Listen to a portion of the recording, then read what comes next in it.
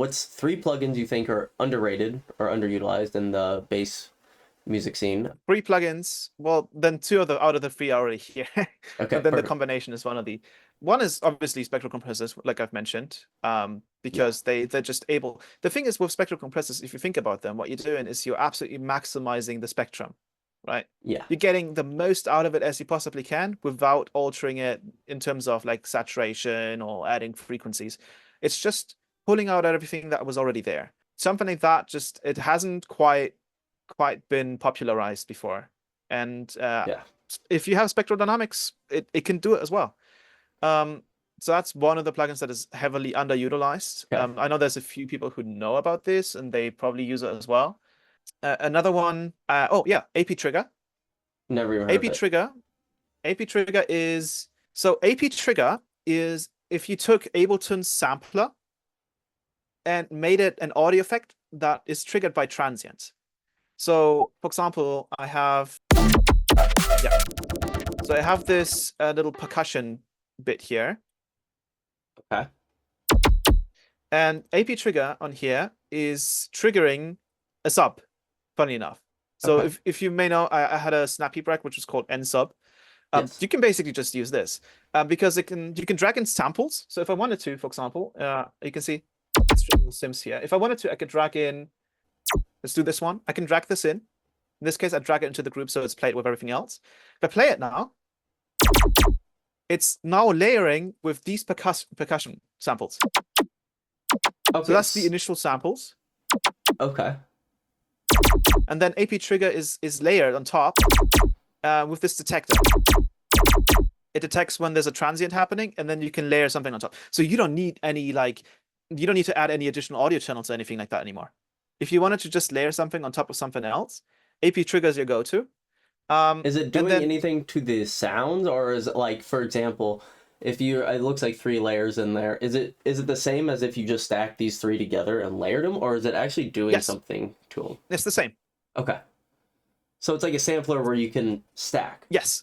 Yeah. Oh, And amazing. you have a lot of options. You can do fading. The cool part as well, which is absolutely massive, is once you drag in a sound, it knows the folder.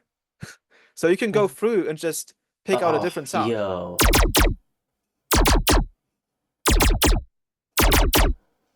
That is massive. So you do the sampling work or the rhythmic work once, right? Of like putting everything down. And another thing is if you say have a sound where you want it to very particularly like mix in or like get triggered when it's like in the midst of the frequency spectrum.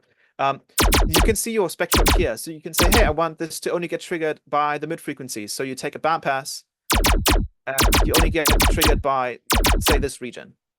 That So might whenever change the that timing. transient hits is whenever it's going to allow the sound to be ungated.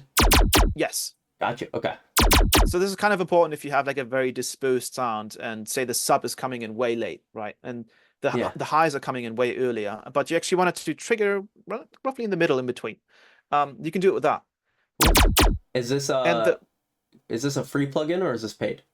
this is a paid one, Okay. but it's like it's VST, so you can use it in any DAW. It's Awesome. insane. You can do Awesome. some when it comes to layering stuff, this is huge. And you get so much control. You get volume envelopes, you get filtering, you can automate, you can see the sample directly.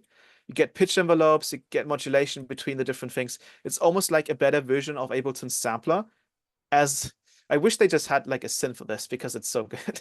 For example, use it in the snare. So I have this snare here and I have this snare punch layer, which is just a short zap, like a sine wave zap. So without it, it sounds like this. And then with it, might be hard to hear, so I'm gonna change the gain. You can hear it Oh there. yeah. Now it's obviously Yeah. exaggerated. Yeah. But if I have it here, now my snare Yeah. is like a lot harder, Yeah. right? Yeah. There's a lot Yeah. of latency currently in this project. That's why it came in way later. So you can use this to beef up your drums. You can layer hats with it so easily without having to have like a second channel or anything like that. It's so powerful, and I think it's sample accurate as well, so you don't have to like worry about it being off. Maybe in the Okay, like if second you you put can in a go. sampler and you're like, no, it's actually root of D1 or whatever and all that stuff. Yeah, Yeah, that's awesome. Okay. it's a great little thing. The last thing I would say is I could actually do my own plug, funny enough. Yeah. I recently released a neat little plug data patch, which is free. So if you go to my Patreon, you can just subscribe to the free tier, which I think just requires an account on Patreon. This thing is called and phase shift, and we can actually directly use it on the growl patch that we had here. So what this does, it kind of simulates dispersion, but it allows you to completely freeform sort of decide how it looks. So if I load it here, this is what it looks like. Once again, you can see we get this line. Yep. But in this case, what this is doing is all the way on the bottom is no delay, and then all the way on the top you can imagine is full delay. And anything in between is like less delay up until nothing. Gotcha. So if I just have this on here, start tuning this up.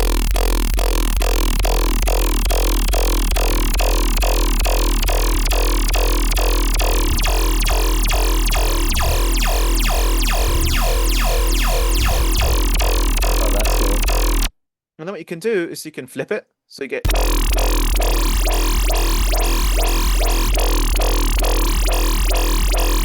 And you can draw on it. So if you wanted to, you get some pretty nasty stuff out of it. Yeah, some crazy tones out of that. You can generate some brown noise type. Yo.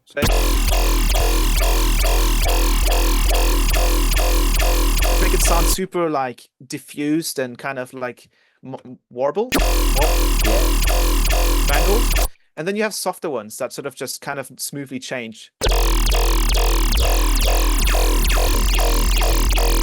Oh, that's so cool.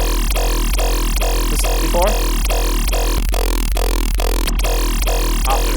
So it gets you that so dispersion effect. Yeah. That's Yeah, so cool. and the idea is that all you really need now is like Serum, this, and Spec Up. It's actually primarily what is all the bass sounds in this. Even this one, for example, this huge, huge, yeah, it's pretty massive. This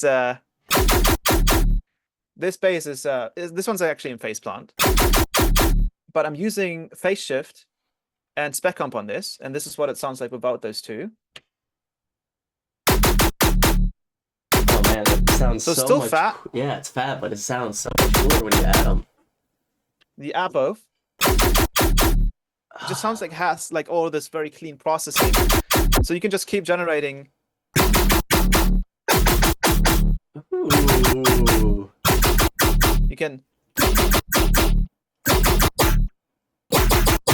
Sometimes you get these really interesting frequencies that it's like delaying if you do stuff like this. That's actually really cool for like the tarot bass stuff, which I would never think to apply it to, but it's wow. And it's free. So it's the reason why it's free is because something like this already exists. It's called Freeform Phase by Melda as well. But I've experienced some weird latency issues and bugs with it, and I found that the workflow is actually not that intuitive on it. Plus, it uses way more latency. This only uses 1024 samples, while like roughly 23 milliseconds, while Melda's used like 200 milliseconds. Oh wow! Wow. What's interesting though is, and I can kind of demonstrate this in this other part here. So this also has a phase shift on it, and this is at 31%. So if I go higher, the issue is that now, because we're delaying essentially the frequencies, right? Yeah. It hears that now it's going out of time. Similar how that would happen with a convolver. Yeah. So if you remember, I talked about this Max for Life that I did, a Max for Life device that would pre-shift things. Yep. Well, phase shift can do this. It has a pre-shift in here that uses latency compensation. You can use that. Wait 1 second, someone's going crazy. To essentially compensate for that delay that you're causing. So you can still get these really cool sounds and you don't have to resample. So if you have it somewhere over here, maybe I only need like 43 milliseconds. So now we're keeping it in the same rhythm. Yeah. But we're applying this really strong effect that shifts all the things backwards, but we're still intact. So that's one of the tools that I've been using recently, and I'm going to be making more of these where I'm like, I want to, have like free alternatives to something that I feel like could just be done a little bit better.